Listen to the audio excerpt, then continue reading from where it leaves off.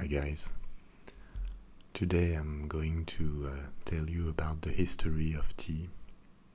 I received requests for more history videos, and that's another subject that I find rather fascinating. Not only tea as a beverage and all the social habits that come with its consumption, but also because tea probably was the first commodity to be globalized and turned from a local Asian beverage into one of the most popular drink on earth today. Actually, it's the second most popular drink after water, and that's the story I would like to tell you about. So I'm going to speak about China and its neighbors, but also the adoption of tea by the Europeans, and in particular in Britain, and how the British adopted and organized the globalization of this product. If we start with our story, we are going back to China once again, about 10 centuries before Christ, where we have the first remains of tea consumption, and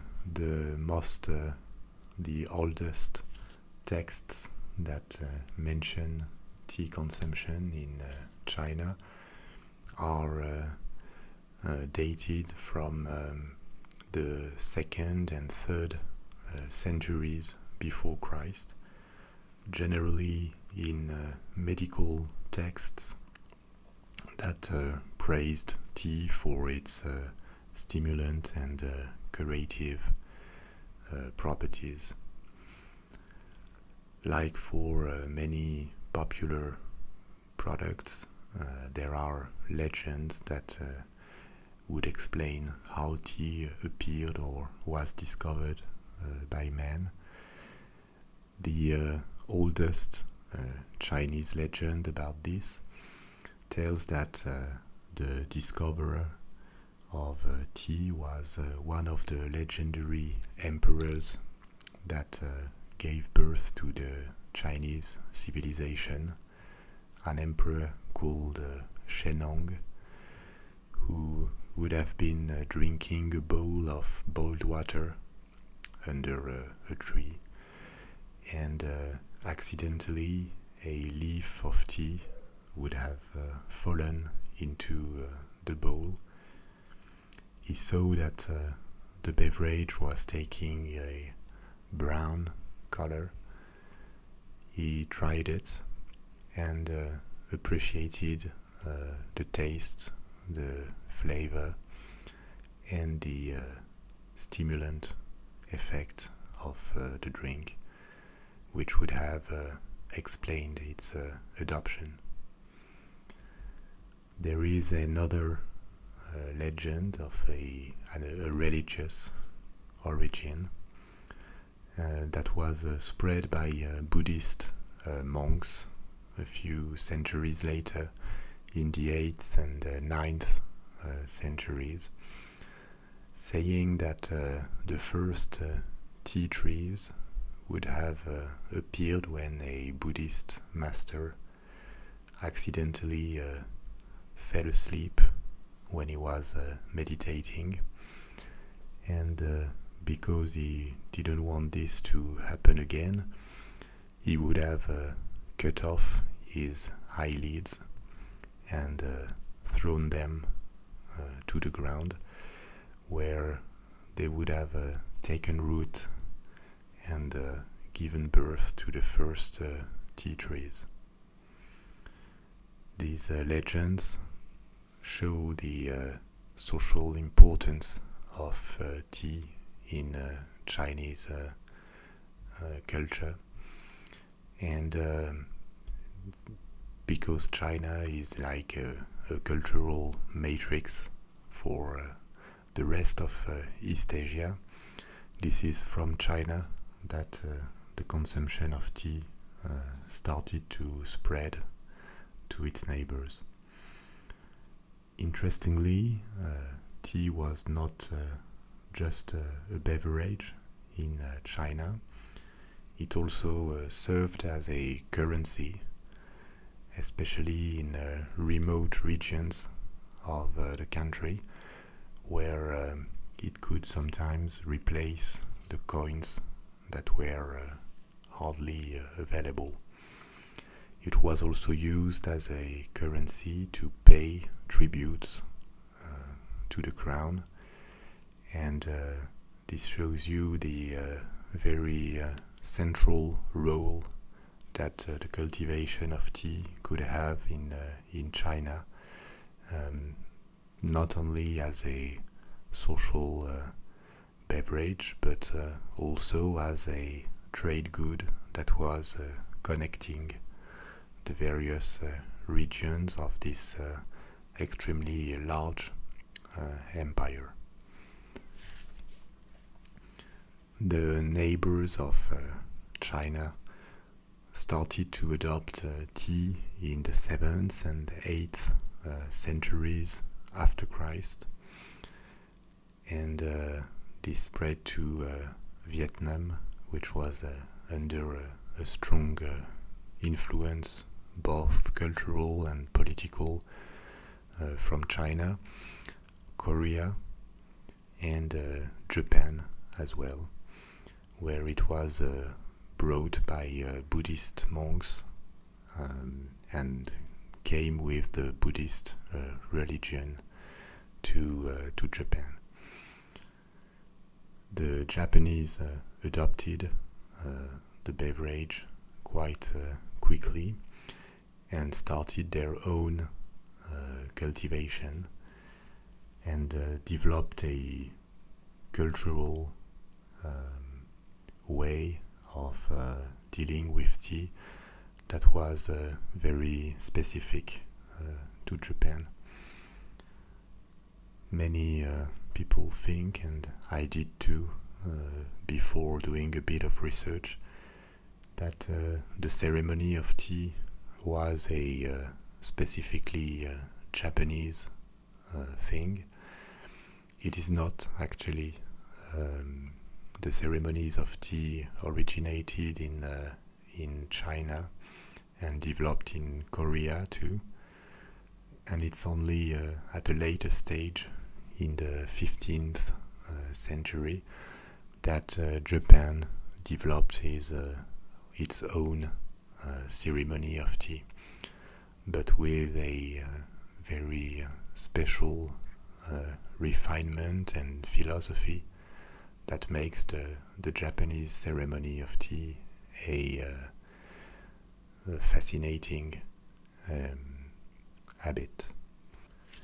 If you have a chance one day to attend a Japanese ceremony of tea, I hardly recommend you to do so,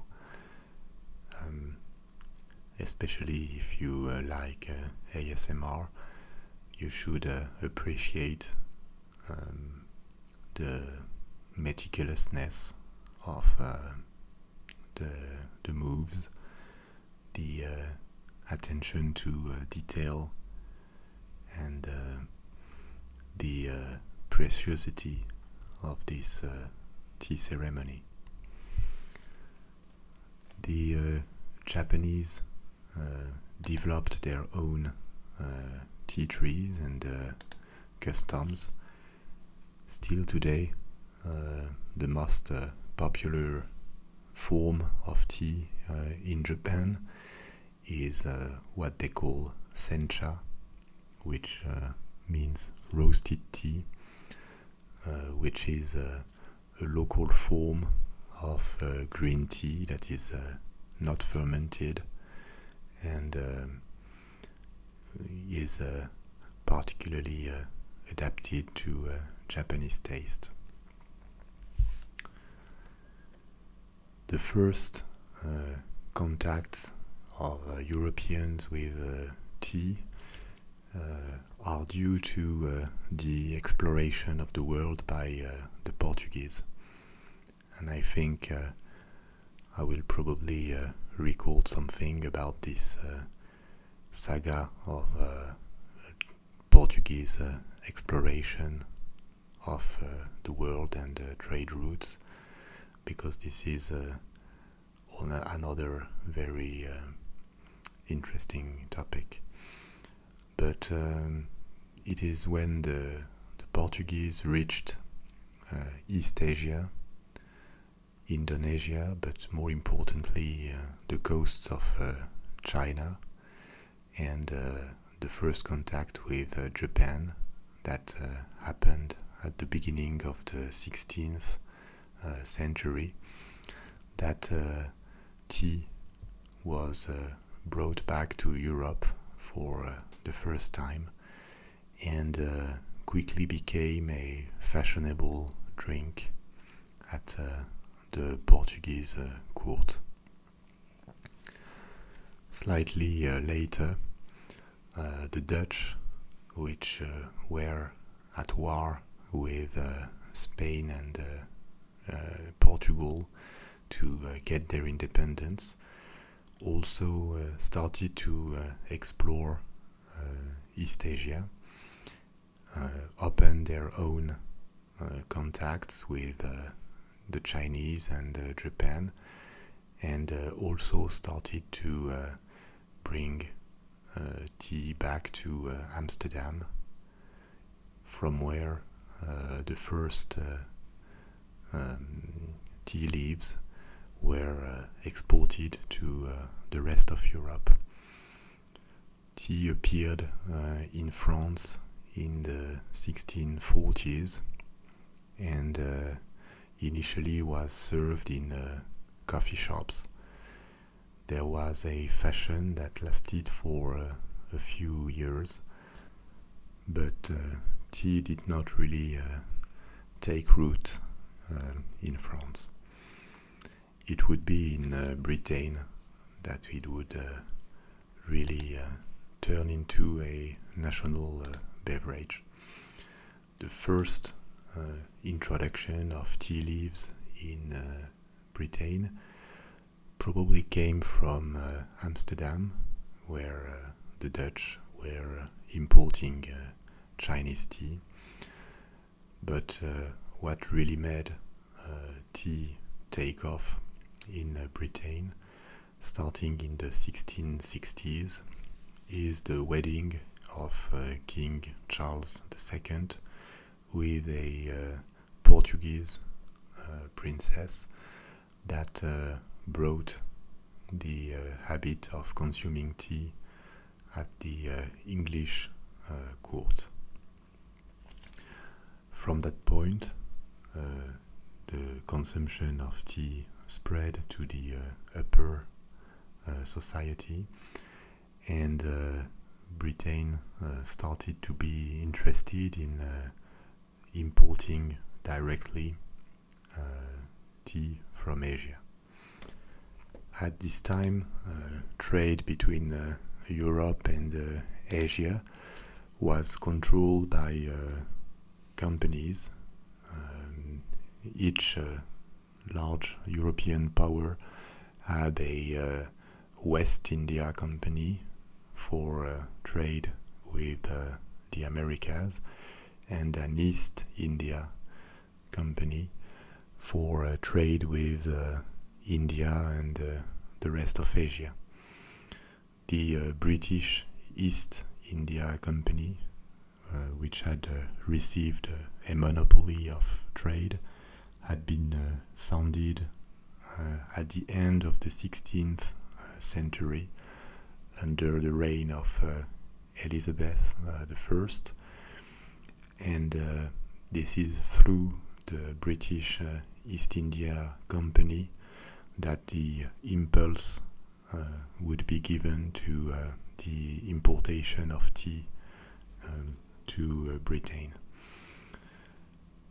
The British East India Company established trading posts in Asia, and in particular in Guangzhou Canton, as we sometimes name it, where it quickly established a monopoly to bring back Chinese tea to Europe. The consumption of tea quickly spread to various levels of the British society, from a royal or aristocratic beverage at the start to the upper and middle class in a few decades. And it is estimated that by the years 1750, less than 1 century after the introduction of tea to Britain, it had become the national drink. One of the reasons that explains this fast expansion of tea consumption in Britain is that the merchant ships needed a cargo when they returned from Asia. Typically, they left Britain with cargo of fabrics that were manufactured in England and sold them in India or in China, but then needed to buy products there that they could bring back to the metropolis and sell them. And they sponsored the consumption of tea in Britain as a way to make their journeys more profitable. At this time, in the 18th century, Britain was at the meeting point of two triangular trades.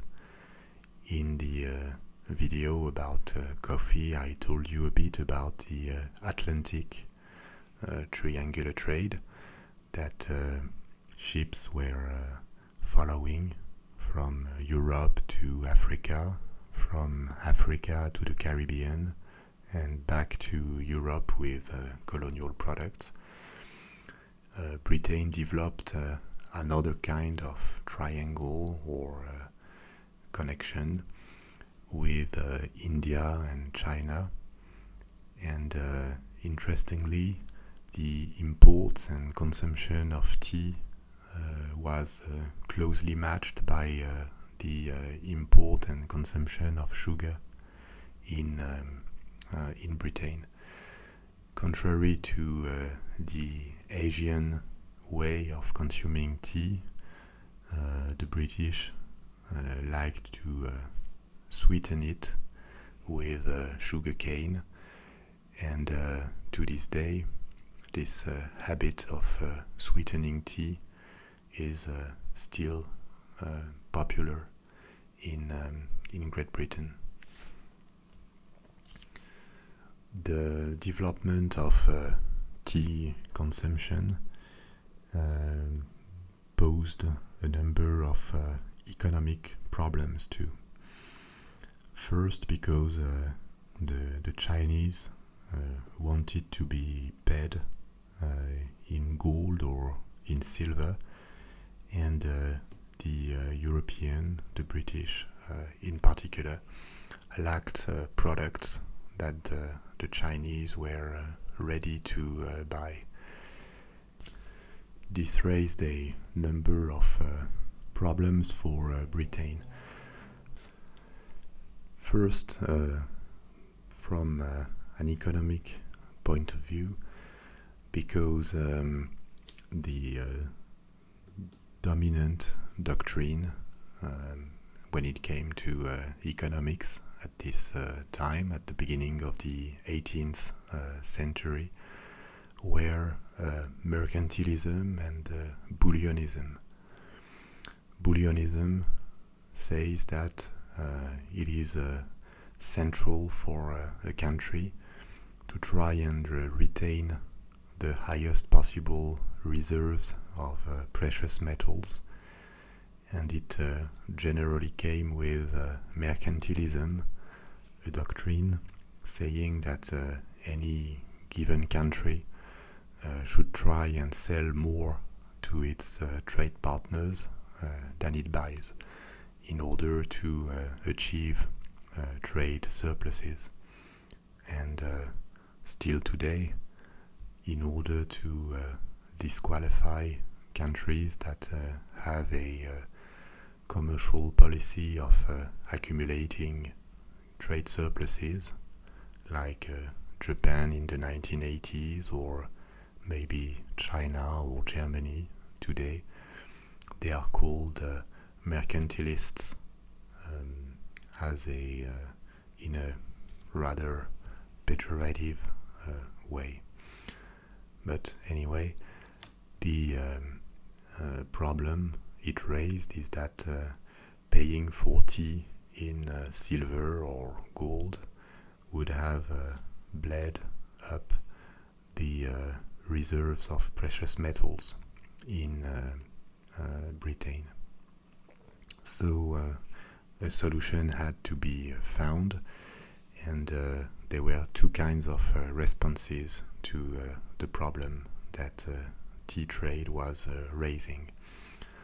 The first was to try and find a new product that could be sold to China, and it came under the form of opium. It is not very well known that it is the need to find a substitution product that could be sold to China for tea in particular that explain the expansion of opium trade organized by Britain to export opium that was specifically cultivated for that reason in the British Indian Empire, in what corresponds today to Pakistan and Afghanistan, in order to export opium to China, which would lead decades later to the opium wars of the 19th century. The second response to the problem was to start the development of tea cultivation outside China. And the perfect place to develop this cultivation was found in India. And for that reason, the British introduced tea cultivation in India, in particular in the regions of Assam and in Ceylon, where black tea was produced, which permitted to get rid of the Chinese problem, value the colonization of India, and develop direct trade routes between India and Britain. The other important thing that British trade developed was the consumption of tea outside Britain, as it quickly started to control the global tea trade. The British developed tea consumption in other parts of their colonial empire, and you obviously know about the Boston Tea Party, which is also an illustration of this tea exportation from a Britain to the rest of its colonial empire. Like in Asia, tea was appropriated by British culture, and the invention and popularity of the British afternoon tea dates back from the first decades of the 19th century, when it was popularized by the Duchess of Bedford, who invited friends and relatives to participate in a meal organized in the afternoon, and from this moment started the tradition of offering a meal between lunch and dinner with tea, milk, sugar, and a few sandwiches and pastries. To this day, tea remains a national beverage in Britain. It is popular pretty much everywhere in the world, even though not as much as coffee in continental Europe or in the US. However, it is less strong as coffee, and generally more appreciated for its health benefits. The globalization of tea has dramatically modified the regions of production. During most of the 20th century, India was the biggest tea producer in the world, which is not bad for a country where tea was almost absent 2 centuries before. And only a few years ago, China returned to the first spot in the ranking of tea producers. I'm done for today. As always, your comments and feedbacks are welcome in the appropriate section below. Thank you for your attention, and bye bye.